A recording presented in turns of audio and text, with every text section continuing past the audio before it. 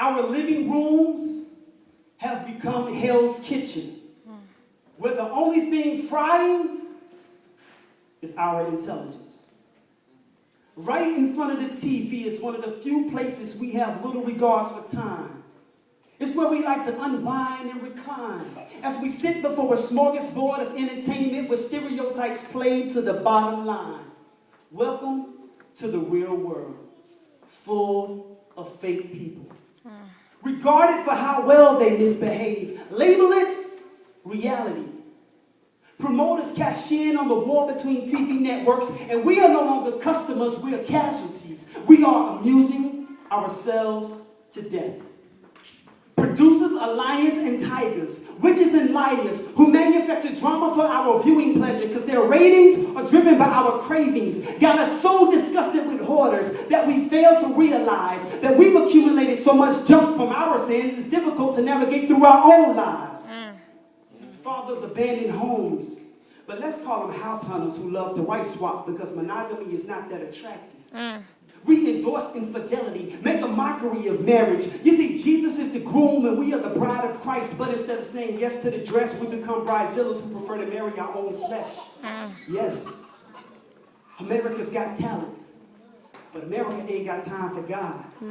Too busy trimming waistlines while the gluttony of pleasure causes obesity of our minds. Weight Watchers doesn't have a point system for our media diet, so we feed our appetites unlimited entertainment. But wait, it's just TV, ain't it? Listen, it's tainted no matter how they paint it.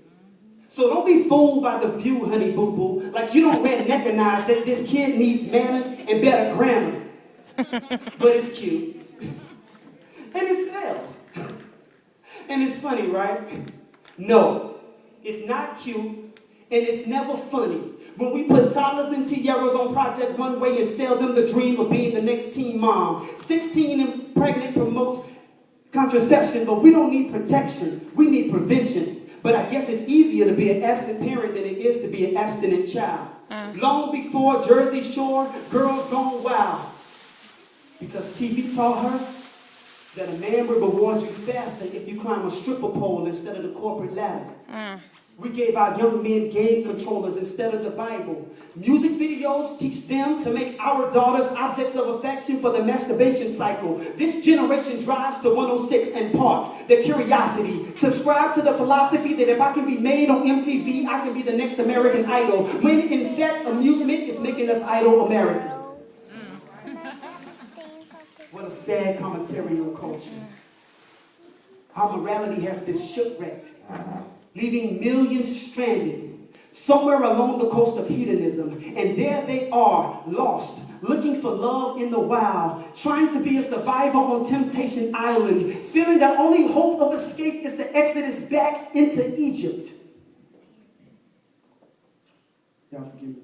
Feeling the only hope of escape back into Egypt, our quest for pleasure has become an amazing race in which we are all the biggest losers.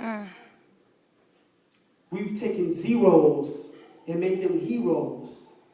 And at the same time, we call our pastors prophets out for profit. For church, money is an off-limit topic, but we never tell Rick Ross or Lil Wayne to stop it when they brag about all the money we put in their pockets. Come on.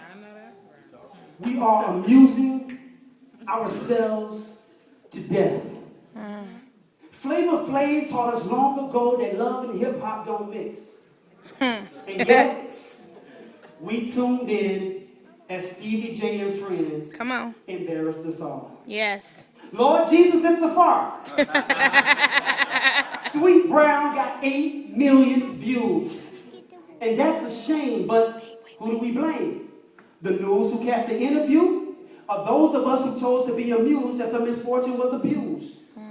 I'm tired of hearing about Hurricane Sandy. I'm tired of hearing about earthquakes in Japan. Because for us, commercials, natural disasters are nothing but commercial breaks that temporarily interrupt our daily serving of stupidity. Some of us are literally laughing ourselves to death. Yes. The new normal is our infatuation with broke gold diggers called Real Housewives.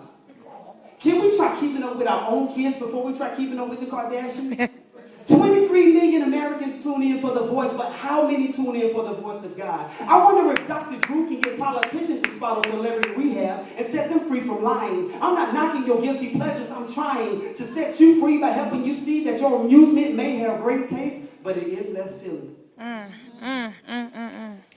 I can't wait to see the look on our faces when we realize that the same guy who provided the vaccination is the same person who released the virus. And you will miss it. Listen to me, you will miss it if you don't take time to get off Facebook and get your face in the book.